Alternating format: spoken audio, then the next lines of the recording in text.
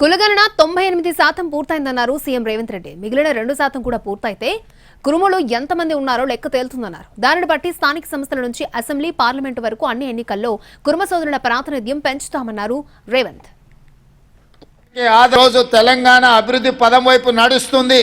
అన్నిటికంటే ముఖ్యంగా కులగణన ఈరోజు తెలంగాణ సమాజంలో తెలంగాణ ఈ దేశానికి ఆదర్శంగా ఉండే విధంగా జరగబోయే జనాభా లెక్కలలో కులగణను చేర్చాలనే డిమాండ్తో దేశానికి ఆదర్శంగా ఉండే విధంగా ఈరోజు తెలంగాణ రాష్ట్ర ప్రభుత్వం కులగణన చేపడుతుంది.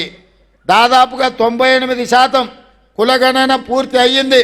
ఇంకొక 2% ఉంది. ఆ 2% పూర్తి చేస్తే తెలంగాణ సమాజానికి సంబంధించిన ఎక్స్రే కాదు, మెగా హెల్త్ చెకప్ అవుతుంది.